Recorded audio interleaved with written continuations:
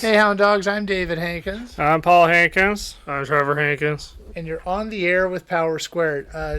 Tonight we have a special guest, Tony Fleecs, the creator behind Feral and Stray Dogs, is here. And thank you for being on the show. Yeah, happy to be here. Thanks for having me. If someone doesn't know who you are, you want to tell them? I'm Tony Fleece. I write and draw comics. I've been working in comics for almost 20 years, but you probably didn't hear about me until if you're one kind of fan. In 2012, I started drawing My Little Pony comics, so you might have heard about those. And then in 2021, I did a book called Stray Dogs from Image Comics.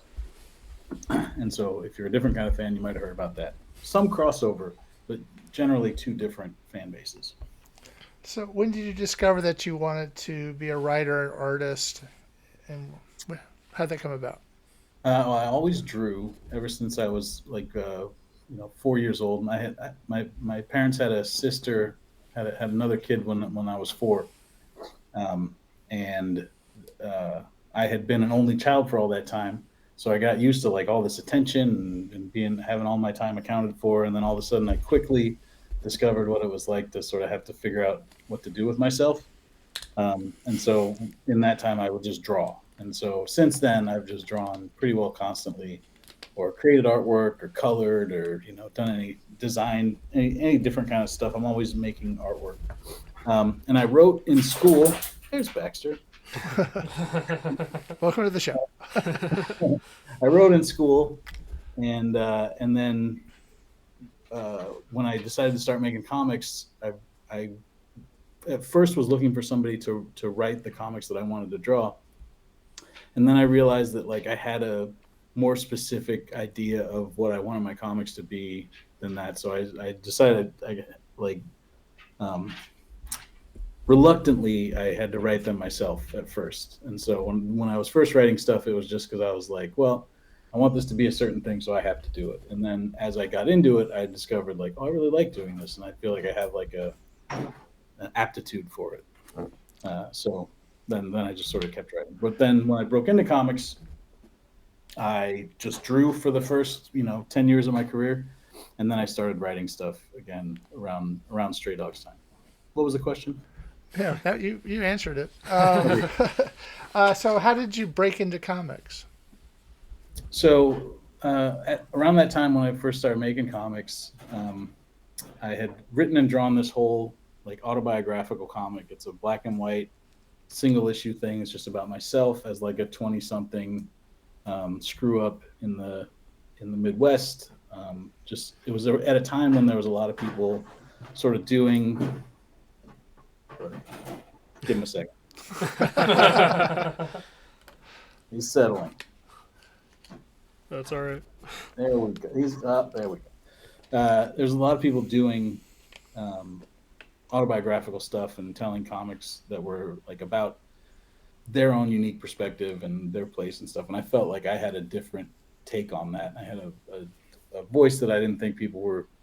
I didn't think people coming from my point of view were making those kind of comics. So I made one, and then I printed it up in like a little ash can version, like a black and white printed on just printer paper at Kinko's, and I took it to Wizard World Chicago at the time, which is I guess would be C2E2 now.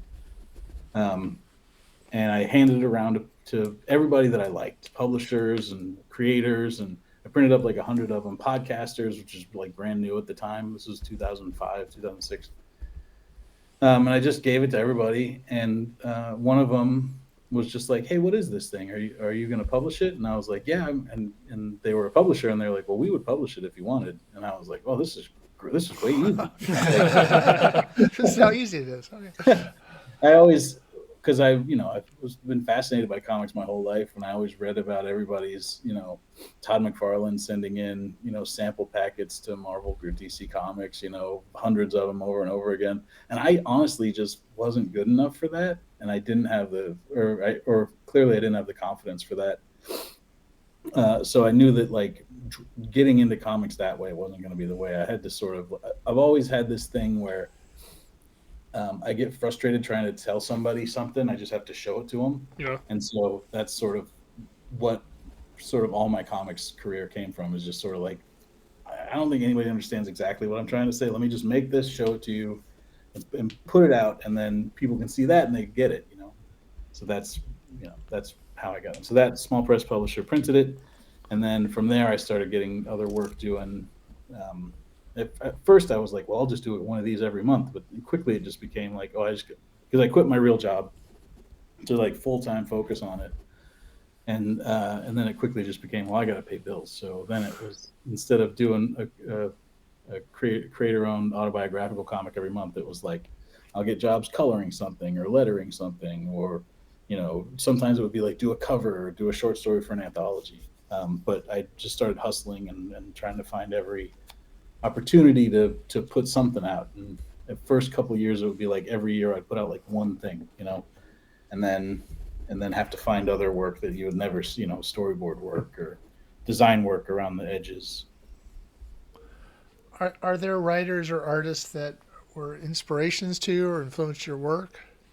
Oh yeah, tons of them.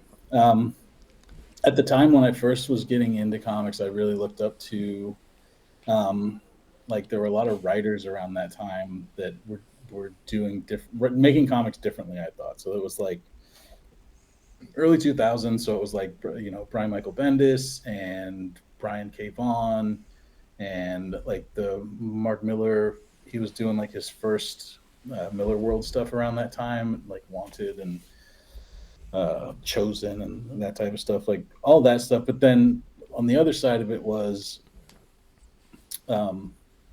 like Jeffrey Brown and Craig Thompson, and like the sort of not fully Fantagraphics-y indie stuff, but more like, like cuter, more accessible, drawn and quarterly style independent stuff. And then, I have always had sort of like my favorites, guys like David Lapham or Bill Sienkiewicz, or people that do just like completely I mean, they're much better than me, but I feel like they also have to do the thing so that people know what it is. Like there's not a Bill Sienkiewicz comic before Bill Sienkiewicz makes comics, and there's not a Stray Bullets before David Lapham makes comics, What's a typical day like for you? Well, it's lately, this year especially, this has been probably the busiest year of my life, as far as just like having to crank workout. And so it's basically, I just work. I wake up. I have a studio I converted my garage into a studio, and so it's like, fully insulated and heater, air conditioner, and has all my books and stuff in there. So it's like a nice cozy spot. I go in there, and when I have to do artwork, and so if I'm drawing something or if I'm coloring something or doing any graphic design or lettering, I do that in there. And if I'm writing, depending on the day, a lot of times I'll wait until it's late night and write, if I can sort of make it through the day, like if I can not get my head screwed all day long. Like that's sort of this, because I'm like I write a bunch of books right now, but I still feel sort of new as a writer, and so I haven't quite cracked how to write through having my like if I go out in the world and I get into traffic, or I get into like some long, meeting or something, email back and forth, I got to fill out a bunch of forms or something. It sort of cooks my brain in a way that, sorry, I'm getting over an illness, that I just don't feel like I have the juice to write. So, but I also do very well writing when there's no distractions, when there's no emails coming in or nobody else. So I like to do it at night, or if I can make myself do it first thing in the morning.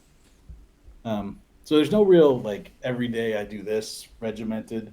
I just basically make lists of everything I need to get done, and then every day I wake up, and usually it's sort of like whatever's going to be the easiest to get into, I'll go do that first. So, Right.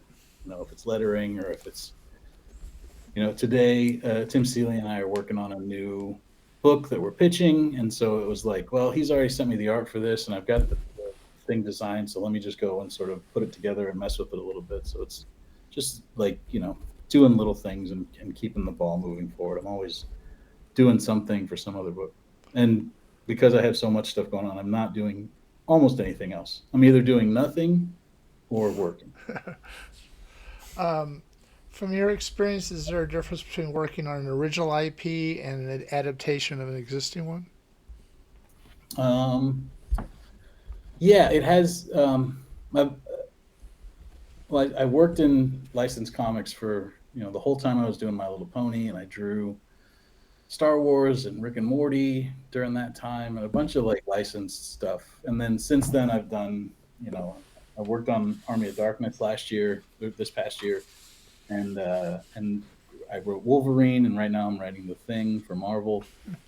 And there is sort of there's a real freedom when you're making your own thing. That anything you decide to do, especially at Image Comics, anything that we decided to do in Feral or Stray Dogs or Local Man or whatever, we just do it, and then they print it and it comes out. And so it's like it gives you this sort of like world of possibilities, right? And that is one way of being creative. And then the other way is like when you're doing an Army of Darkness or a Marvel comic or something, they say, here's sort of about what we're looking for. This is the framework that we want you to fit this thing. What, sort of like, instead of a canvas that goes everywhere, it's more like they give you a specific shape thing they want you to make. And so I have found that to be like a different way of like have to teach your brain to think about it in a different way. But once you get the thing outlined and everything figured out, then the work of it feels pretty much the same, just except you can't just kill a character whenever you want to. Or, I don't like him, so he's yeah. do you have a preference, or do you like doing your own stuff, or? Yeah, if I could, I mean, it's crazy that I get to, make Wolverine comics, or, right now, like after I do this interview, I'll go back to working on The Thing, and it's like, childhood dream stuff. So that's cool, but there is truly nothing like creating your own thing and putting it out there. Like I watched, all my heroes were the Image Comics guys who worked a job and then they quit and made their own thing, and they became they're not making Spider-Man anymore. They make their own Spider-Man. And that's them. And that always made a huge impact on me. And then just having done it, like it's super rewarding. So that's what I like. Do you have a preference between writing or drawing, since you've done both, or do you like them about the same? Man, it's tough. I feel like I can write better than I can draw sometimes, but I'm more confident as an artist. I don't think that makes a ton of sense, but like I know I can draw this good, and I can always do that. And if I envision something, I can make it. And even if I'm like, I bet I could do that, I can usually always do it. But there's not this sort of like, I mean, there is a limitation to how good I can write as well, just based on like how creative or smart I am on any given day. But it's not. I haven't sort of like tested all the limits of that in the ways that I have drawing. Like I've tried to draw the very best thing I could possibly draw, and I've gotten pretty good. And then I see other people do it way, way better. And Yeah.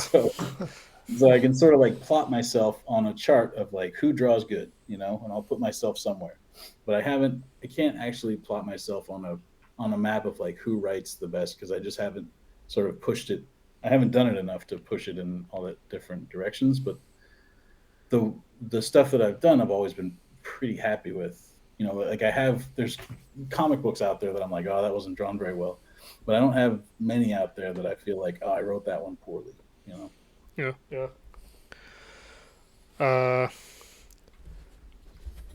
Are there, I guess on the topic of drawing, are there certain things you like to draw? Yeah. I like doing the storytelling part.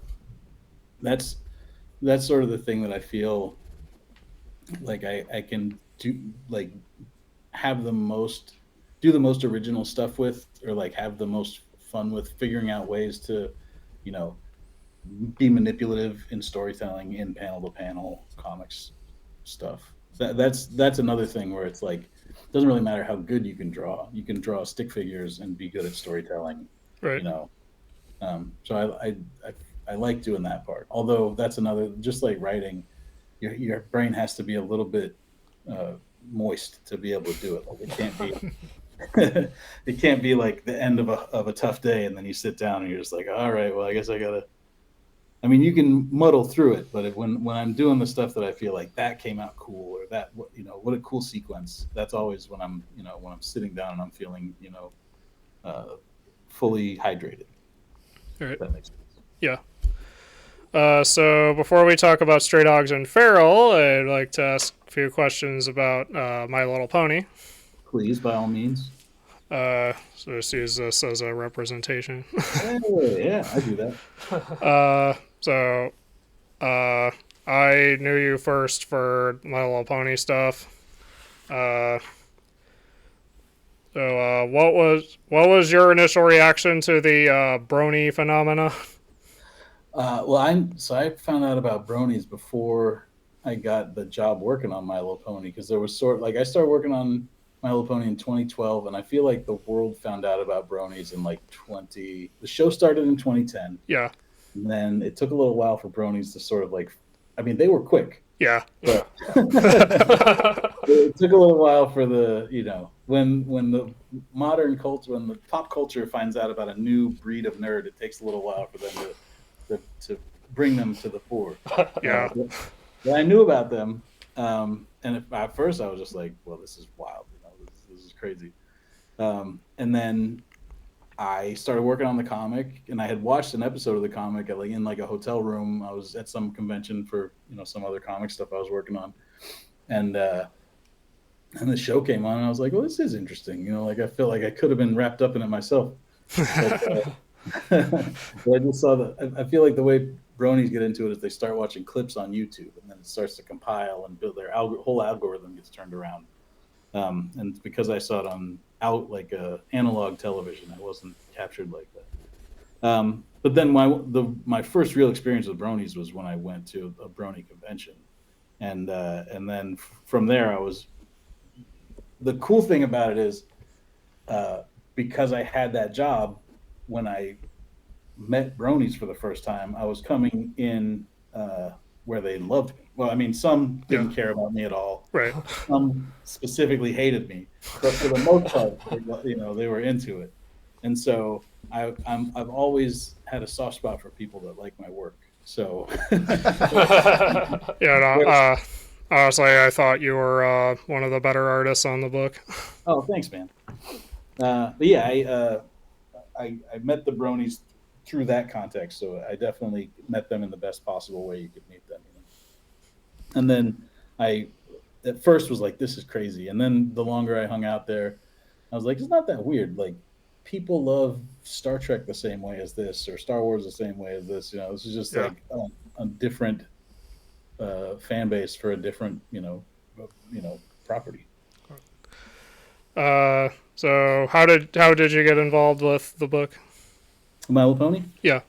I was doing samples for to draw a Ninja Turtles comic for IDW, and I had met the editor of Ninja Turtles through a friend who was writing a one shot, and we had worked on stuff together before, short stories and stuff. And he was like, "You should do this one shot with me. It's April O'Neil, blah blah blah." And so I met the editor, and he was like, "Yeah, send me samples." And I didn't have any samples. But so I went home and I drew. I sort of I bought a Ninja Turtles comic, and I deconstructed 2 of those pages by just like writing down what the script would look like. You know, Yeah. Like I just looked at a page and was just like, all right, panel 1, all 4 of the turtles. Panel 2, they run through the sewer, whatever. And then so in like 2 days, I sent him 2 pages of, you know, here's sort of what I would, you know, do with this. And then he sent it to Nickelodeon, and then Nickelodeon wrote him back and said, "Yeah, we're not doing cartoony stuff right now. We don't really want that." And so that was maybe the only, I guess that was my one sort of like I sent in samples for something and I got the Todd McFarlane rejection, right? Like it's the only time that happened. Yeah. But the editor liked my hustle and we got along and he liked my stuff. It just wasn't the right thing for that book. And so uh, then he wrote me back a couple weeks later and he was like, "Hey, we're talking about maybe doing this project with Hasbro, this My Little Pony thing. Would you want to do samples for that?" And so I said sure. And same thing again. I like looked at the cartoon again and I drew like a quick piece, like just a pinup. And I sent it back to him right away. And then he sent that to Hasbro. And then from there, they started making the books. And then they called me up and they were like, "Hey, we're gonna need, you want to do a cover?" So then I did a cover, and then it was always like I impressed them by turning stuff in really fast, which I've sort of gotten worse at as I've gotten older and longer in my career. Like I used to be very fast, and now the more stuff I've taken on, I sort of my reputation for being very speedy isn't as intact as it used to be. But in those days, I would turn stuff in really fast, and then they would be like, "Wow, okay, here's another one." And so from the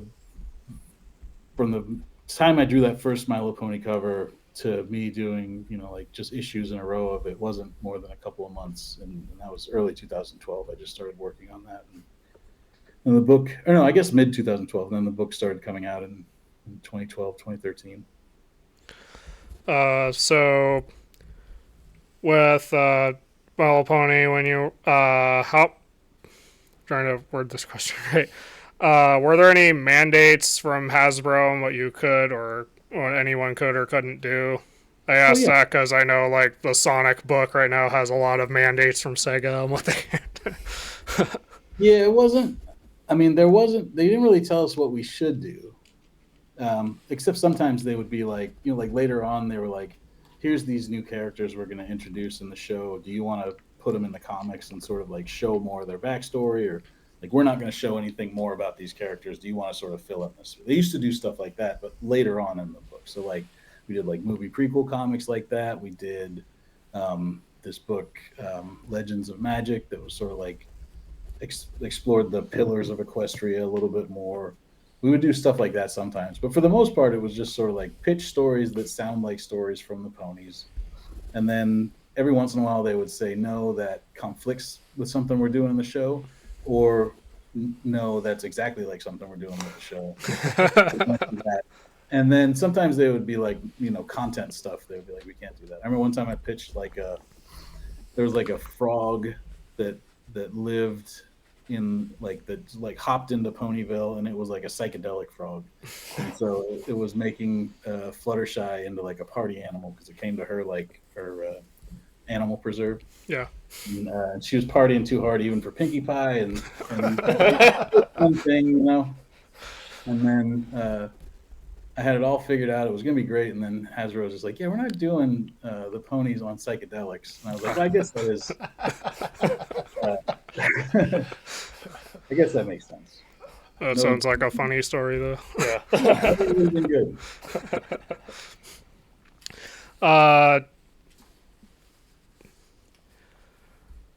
So when you were drawing any of the stories, did you have any input on the writing at all?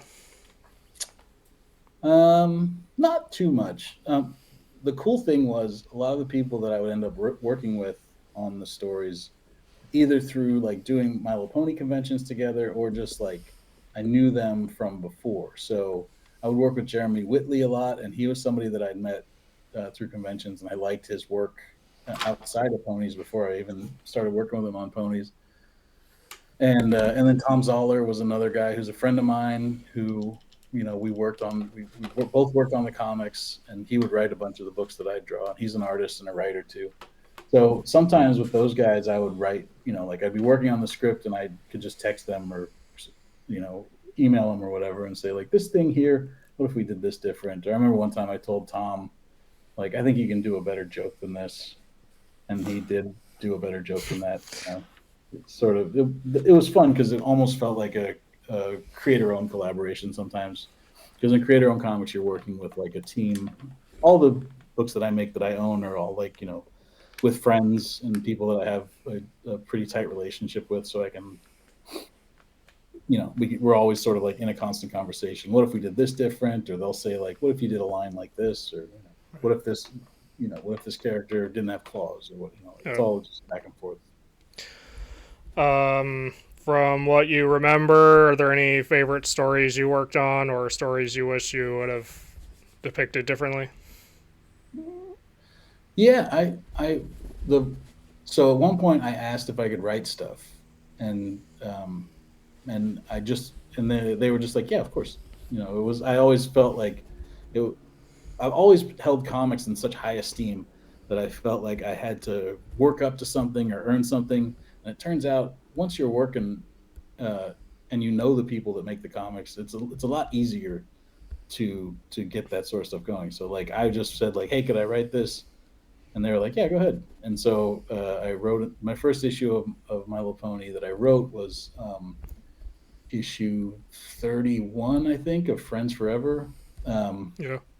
And it was a Rainbow Dash story where she's hanging out with this buffalo, Little Strongheart. And that story was fun because it was sort of like the first one that I like pitched all the way out and sort of came up with the idea for. And I even said like, these pages I'll draw, but then these other pages, my friend Sarah Richard, who's like a cover artist for ponies, who never really did interiors, like she could do the pages on the inside like this. I was always really happy with how that one came out. And then I wrote a couple that didn't come out. And then I feel like I must have wrote something else.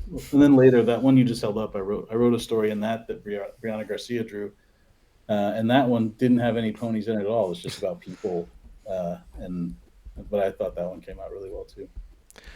I guess I'll also ask, do you have a favorite character or favorite character to draw? I like Applejack as a character. And I like the Apple family. Like my family is from the Midwest. My folks are from Nebraska. And so I like I can identify with that sort of like attitude, the Apple family attitude. But to draw, I always like drawing the princesses just because they look more like regular horses, and their hair was fun to draw. And I like drawing Pinkie Pie because you could really stretch her out into a lot of different cool like poses and stuff. And she's always jumping. I like that. Sort of the magic of the property is that there's always a character you can relate to. Yeah, I think that's why people get into it, is because they can each sort of find their one that they identify with, and it sort of like aligns with their ethos. Yeah. All right, so now we'd like to ask about. Do you want to ask about the autograph on the? So I think I've been wondering, what the way you sign your comics, what does AMF mean? Yeah, it's stupid. So when I first started working on comics, I would just write my whole last name, Fleece, but it didn't look cool at all. My handwriting is not great, and my signature that I write on like checks is different from that. But I didn't want to do that either. And then at some point I was like, I'll just do my initials. And so I started doing that, but my first name's Anthony, not Tony. Right. And so when I initial stuff, like at a hotel or when I'm buying a car or whatever, they're like initial here. I just always put AMF. And so I just did that. And I put an exclamation point because at the time I thought it was funny that anyone would give a shit. So I put an exclamation point because, nobody, I was not famous. And so, yeah, it's for Anthony. A is for Anthony, and it's for Michael. Yeah. Yeah. All right. Just wanted to make sure we get that in. All right, so now we'd like to ask about stray dogs and feral. Let's go. Yeah. Here we go. Thank you very much. All right. So we weren't. What? Cats. Yes. All right. So we weren't aware of stray dogs until we saw it at Comic-Con. At Los Angeles or San Diego? Yeah, San Diego. San Diego.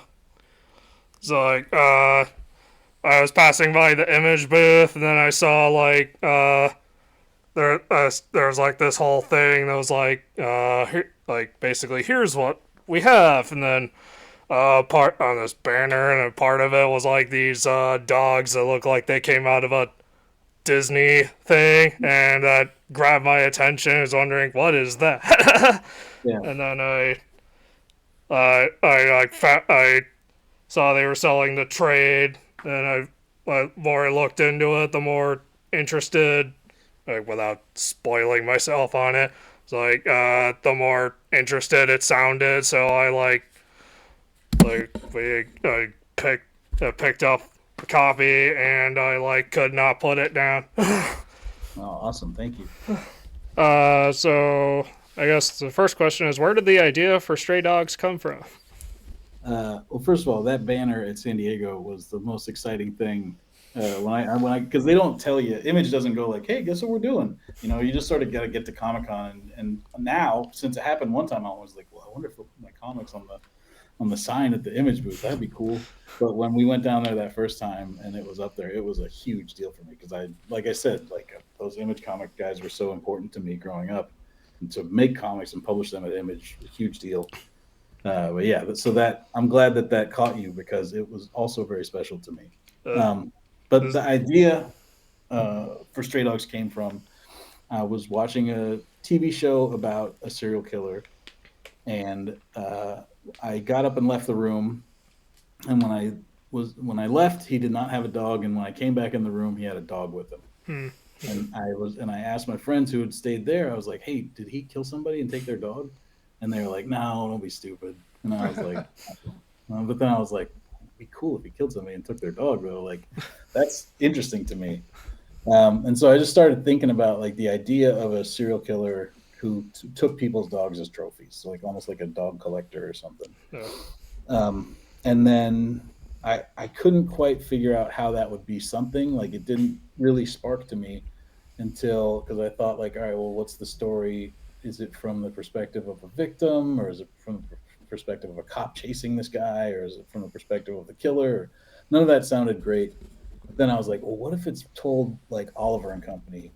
What if it's like these dogs uh, don't know what's going on because they're just regular dogs, and we sort of tell the story of them figuring out what this horrible thing is that's happening around. And that once I thought of that, then it all sort of came together pretty quickly. The idea of it. So how did the creative team come together? That was at the same time I was putting this together.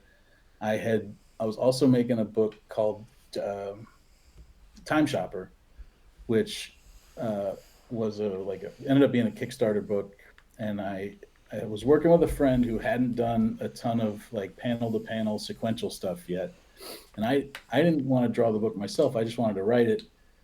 But my buddy Tone Rodriguez, who worked in the studio with me for years, we used to work together in like a studio space and both make comics.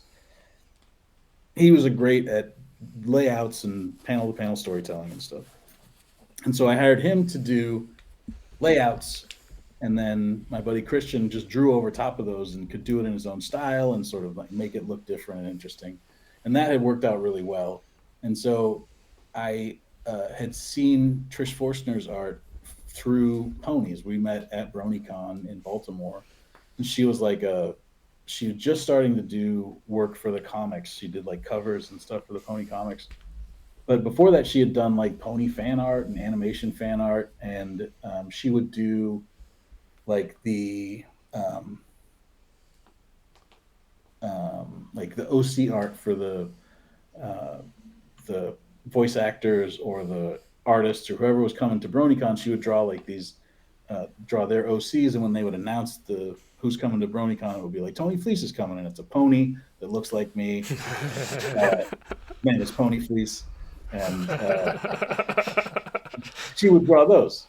And so I like knew who she was, but then at one show she had this sketchbook, and it had like all kinds of different, not just ponies, all kinds of different stuff in there. And so I bought that, and one of the last drawings in it was she had had a dog that passed away, and she drew a picture of that dog, but in sort of like a Don Bluth "All Dogs Go to Heaven" style, like a tribute piece. And I saw that, and I had the idea for Stray Dogs, and I saw that piece, and I was really like, that's exactly who should draw this thing. But again, she hadn't done any sequential comic stuff at this point. And so I was like, let me get Tone to do the layouts, and then she can draw over top of that. And so I sort of went to both of them and I said, like, hey, Tone's always down. So he's like, yeah, whatever. And then Trish, as soon as I told her like the plot of the first issue, she was like, yeah, I want to do this. This sounds cool.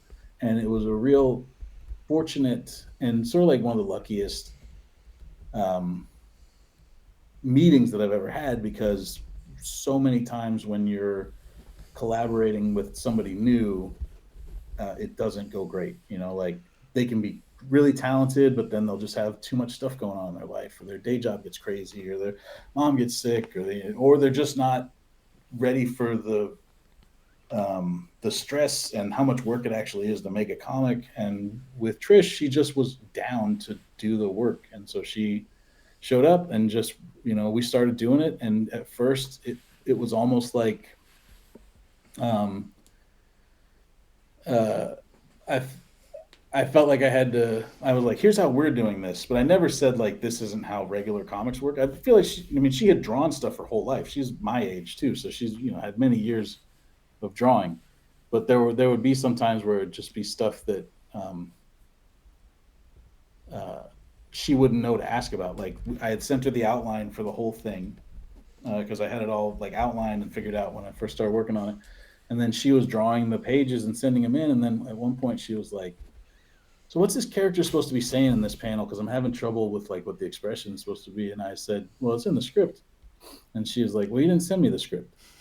And so I had just been sending her the layouts, and she was just drawing off of those. And I was like, are you kidding? I didn't send you like, I've had the script for, it's finished. We're working off of it now. And so like the first issue, I guess like 3/4 of it was drawn, where she was just sort of working off the layouts and just doing her best to figure it out. So it's crazy that it came out as well as it did. It's just a testament to how good she is. It's sort of like intuiting, like we have a good shorthand. She can understand what I'm asking for just through like quick little sketches and stuff. Yeah, I was gonna say, for Trish Forstner's Disney-esque art style is a perfect contrast with the. Oh, for sure. Yeah, that was as soon as like I said, I thought Oliver and Company, and as soon as I thought of that, I was like, that'll work great, because you can almost trick people into feeling safe. Yeah. Trick people into just being like, well, this won't be too bad. And then when you do something horrifying, it should hit a little harder than if you just did it to like a realistically drawn human or an animal or whatever. Yeah, in one issue, there's a visual where it's like, oh God.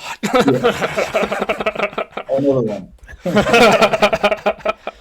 that contrast is also what drew me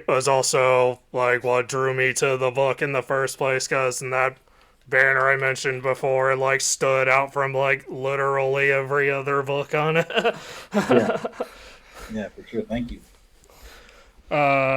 So you wrote Stray Dogs and someone else is drawing it. Did you ever feel like drawing any of it yourself? Not really. I just liked how Trish drew it so much, and I could like the reason I wanted somebody else to draw it is because I knew like we were talking about before, like I can plot myself on a map of how good people draw, right? Yeah. And I knew she could draw animals and animation style and all that stuff better than me, and so I just wanted this idea to be the best thing that it could be. And so it was, it wasn't like a sacrifice to not draw it. It was like, she's going to make this look so cool. And then also I got to draw a lot too. What ended up happening was I had such a specific idea for how the storytelling would work in it. I ended up doing thumbnails for every page. So I would draw like a quick, like I said, like the storytelling beat by beat, panel by panel stuff. And I would give that to Tone, and then he ended up doing less layouts and more like he was just doing like tight backgrounds and sort of like doing an underdrawing. So all Trish had to do was show up and just really do the acting and the characters, and then she inked the whole thing on the first book. And that was sort of the evolution of what the book became. Because then when we did Feral, we sort of like simplified it and just made it Tone drew the backgrounds. I still did the thumbnails, and then Trish draws the cats and the raccoons and the boxes on top and stuff. And I also will do like the way we do covers is I'll do like a sketch of that, and then I send it to Trish, and then she sends back like how the cats are supposed to look, and then I'll ink that and color it. So I'm still drawing a lot of it, but she's the artist on the book. I'm just sort of the kind of like the director. I don't know. Like I have the sort of like put all the pieces together and send it off to Image. Speaking of Image, how did they come in? So I am friends with Kyle Higgins, who makes Radiant Black, and he had done another book at Image called Cowl, and he'd done a bunch of stuff at Image. And he's tight with the publisher of Image, Eric Stevenson. And I, for the whole time I was working on Stray Dogs, even before we started drawing it or anything, I would like talk to my friends, at Comic Cons or whatever, or parties, and just be like, here's this thing I'm thinking about, and sort of like pitch the idea back and forth with them. And Kyle got really excited about it when I told him about it. He was like, that's the coolest idea I've ever heard. And so he was always really into it, to the point where like when I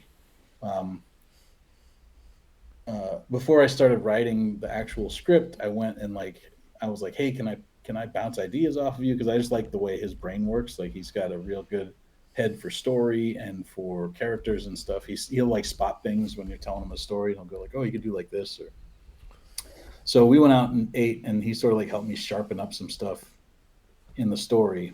And then he was like, hey, when you have something to show of this, like when you have a pitch together, would you be cool if I took it to Image and showed it to Eric Stevenson?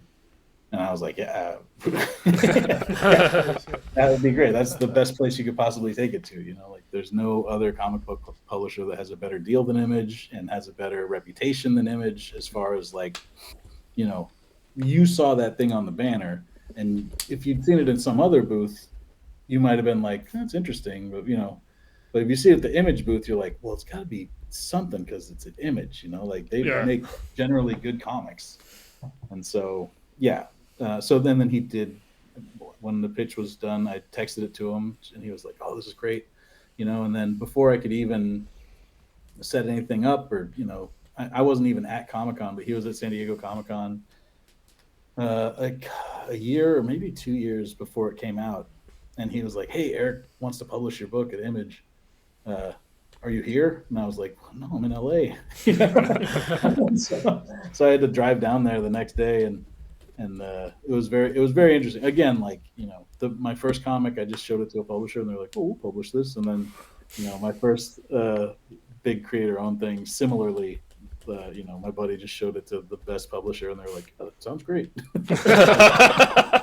It hasn't always been very easy. There's been a lot of years of struggle in between, but every once in a while, I feel like I get these sort of like very lucky breaks that are sort of a combination of me making something pretty decent and then just getting it to the right person at the right time. Did you anticipate the reaction that Stray Dogs would get? No.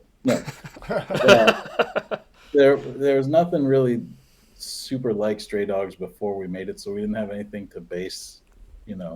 There had been animal comics, and there had been sort of like heartbreaking, violent, and there's like We Three, and there's Pride of Baghdad, but those are a little more realistic. And then there's also like Usagi Yojimbo and like furry comics, but those are more anthropomorphic. So there wasn't like a Stray Dogs before we made Stray Dogs. And so we just thought, like, we sort of crossed our fingers and hoped that we could sell enough on the first issue, because usually issue 1 sells X, and then issue 2 will sell half of X, and then issue 3, 4, 5, they just sort of, the numbers will start to slip. And so I wrote it as a 5-issue thing. We knew we were just going to get to 5 issues, and then I always said, like, if it does well, we have like these little short stories we'd like to tell afterwards, but it's just a self-contained story. But we thought, like, all right, well, hopefully it sells enough on number 1 that by the time we get to number 3 and we start to do things that hurt people's feelings, and they start dropping the book, or that we will be able to just print the rest of them, and then we can put out a trade paperback, and and that'll be that. But what ended up happening was, when we got to issue 3 and we started hurting people's feelings, that's when the book really started to take off, and we started going into a lot of reprints. And I think it's maybe a coincidence, but also maybe it's like people were like, oh, these people are not messing around, you know. So no, we did not expect the response to be what it was. It was also again a very, you hate to call COVID lucky, right? Right. Right. But it was fortunate that we came out at that time, because it was a time when there was a whole bunch of new collectors and everybody was just at home and they weren't going out and doing stuff, and people had stimulus checks. And so it just sort of was like a confluence of events that ended up with us selling just, you know, we sold over 1 million comics, you know. I was gonna say Dog Days as a good supplement. Thank you. Yeah, Uh, I describe it as like the Lord of the Rings extended edition for straight up. You know, it's just extra stuff. yeah. Um, so I guess going from Stray Dogs to Feral, how did Feral come about? And how did you keep the same creative team? Well, we got along really well, and we were, you know, we didn't expect the response we got off of Stray Dogs, but we were very happy. You know, it's the most successful thing any of us probably will ever do. You know, but especially at that point. And as we were working on Dog Days, we were like, well, that's really all we have to say about it. You know, when you get to the end of the Stray Dog story, like it's the end, Yeah. and so there's no real, you know, it felt like it would sort of make it less special to do, you know, Stray Dogs 2 Copycat Killer. but we wanted to keep working together, and I mean, it was pretty obvious that we wanted to do something with cats. You know, like um, that didn't take a ton of creativity to be like, oh, we should probably do a cat thing next.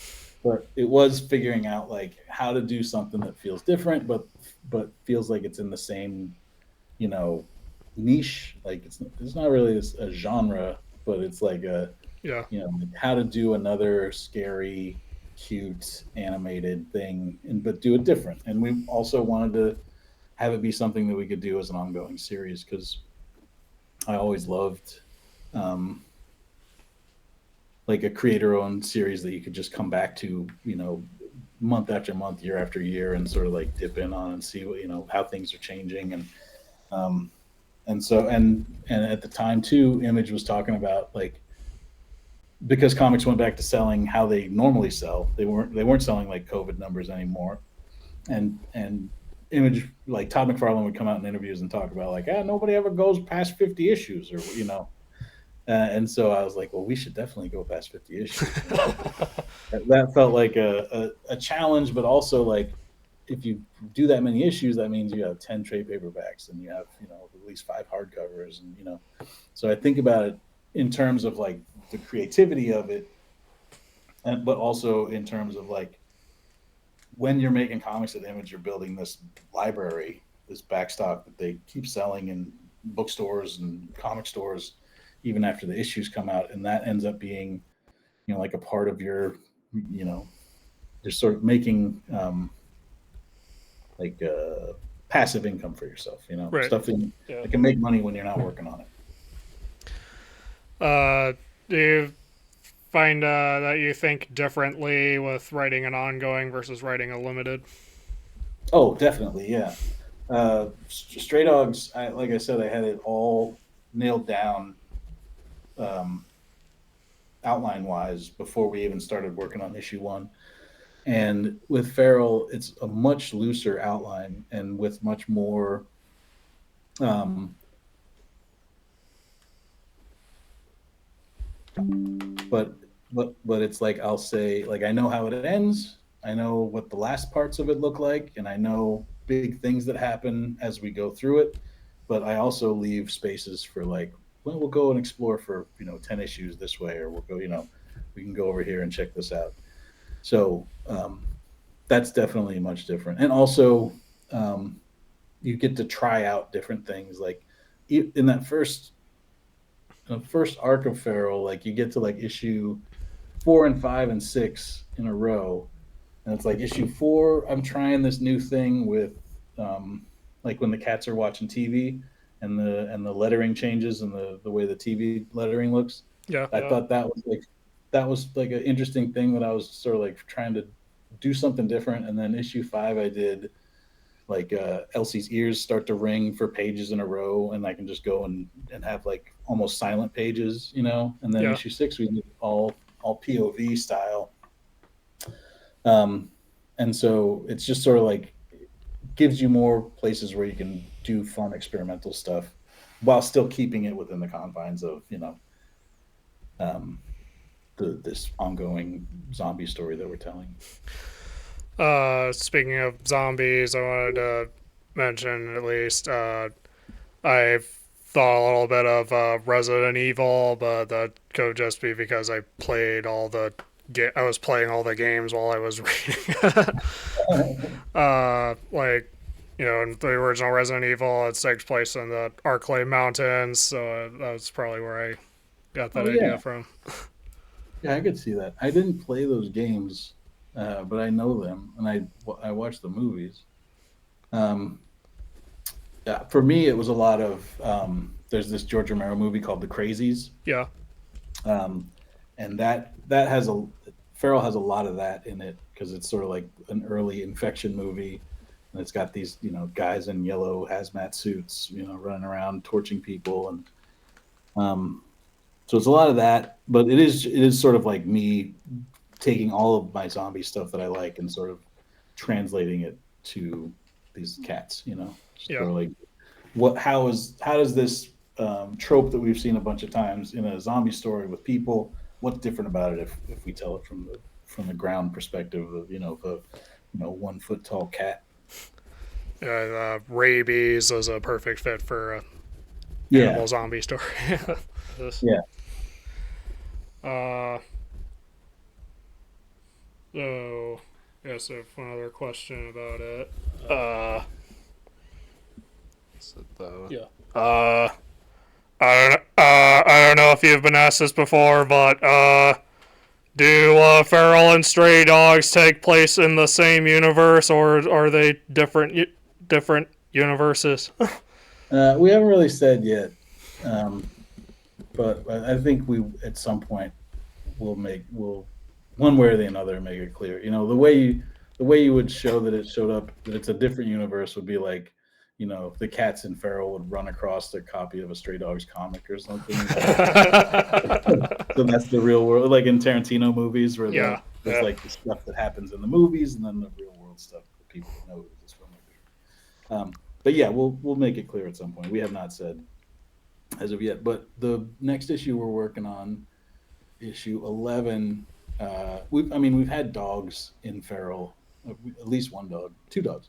But issue 11 will introduce sort of like our first dog like character who's like a speaking character, and so that'll be uh, a sort of step in the Stray Dogs direction, but also very different because the way that cats and dogs communicate isn't the same as how dogs and dogs communicate. Like they're different species. So we sort of think of it as cats talking to a dog is like a person talking to like a 2-year-old, you know, where you're Yeah. just like, come on, let's go. We're going over here now. You know, they sort of speak the same language, but not really.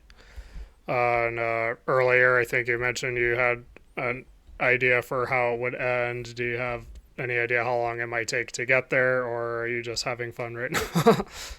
We're having fun. I've always been saying 50 or 60 issues, but honestly, if we got close to 60 and it looked like we could keep going, like I love making this comic. I would love to make it for 10 years. All right. I guess I'll ask a couple wrap up questions here. Yeah. Is there any advice you'd give to a prospective writer or artist? Yeah. It's all just based on stuff that when I found out how easy something was, or how when I said I would put comics on like a pedestal and think that it's so important that I had to earn something, or I had to really, fight for something or work for something. And a lot of times, if you have an idea that's ready and if your talent is ready, you just got to don't give yourself like a list of things that you have to do before you can do the thing. Just go ahead and do it. You know, just like make a comic, just start drawing. And if you don't have time to, you know, I talked to a lot of people. They're just like, I don't really have time to draw. And I was like, you don't have a second in a day. You don't have a minute, you know, because it really is like, you can scale it to however much time you have. You just have to make it a priority, make it something you do. So I always tell people, like, you know, just make sure you're doing something every day. If you can sit down and write, you know, one panel per day or one page per day, or if you can sit down and draw, you know, one character per day, eventually it gets there. And if you're going, you know, if you're just every day, you know, sitting down and doing one thing, if you can do a whole page in a day, then, you know, in less than a month, you'll have a whole comic drawn. And if you can, but if you can only do a panel or, you know, one character, you know, it might take like 3 months or whatever. But it's just a matter of like doing it, figuring it out, getting it better at it. If you do something, you look at it and you can honestly go like, looks like something that somebody would publish, you know, then you take that out and show it to people. And, you know, but I always just tell people, you know, like, people would say just go ahead and make a comic, and that always felt so huge because I would think about it in terms of like, oh, I gotta write, God, not just one issue, but probably should figure out what the outline is for like 5 issues or 10 issues and start there, and then you know, like, but really, you know, just write yourself a 5-page story and then draw one panel at a time until it's done. You know, like, it's just a matter of like breaking something down into manageable size pieces and doing it. Is there anything in your comics career that you would have done differently if you were to go back and relive it? I mean, I always think I would have taken more like life drawing classes. I would have focused more on fundamentals when I was younger, at a time when I was just sort of, I mean, I've been working towards being an artist pretty steadily my whole life. But there have been times where I felt like if I had done, instead of doing this nonsense, if I would just focus more on fundamentals, it would save me so much more time later once you're sort of like set in your ways and it's harder to teach an old dog new tricks. So there's that. And then if I wish I would have figured out, I still wish I could figure out like a life work balance, because that is, I have no advice for anyone on that. You know, it's my job is all day long, every day. And part of it's because I, like when Stray Dogs was successful, I bought a house, and then I have to now make enough money to pay for this house all the time. So I can't really like, I can't, in a time when books don't sell as well as Stray Dogs, I have to do more books to make as much money as I need. So I don't know about life work balance. I wish I could figure that out. That would be great. Outside of comics, do you have any other hobbies? No. I go to the movies. I collect like physical media. I collect like Blu-rays and DVDs and stuff. So I like that. Other hobbies? Not really. I just mostly I'm just thinking about making stories and drawing and stuff like that. That's the. I used to be married, and me and my ex would go to like a zoo or something, you know, watch the sunset or something, and she could always tell that like I was always happy to be there. This is sort of a sad, morose ending for this interview. I was always happy to be there, but she could always tell that somewhere inside my head is just like, he's thinking about, you know, how he's going to draw those ponies, or how, you know, like you just sort of see there's like a slight disconnect. And so I wish I could figure out how to just, you know, have some other hobby or have some other interest. Or, you know. We ask all our guests, have you ever read Power Squared, which is our comic book?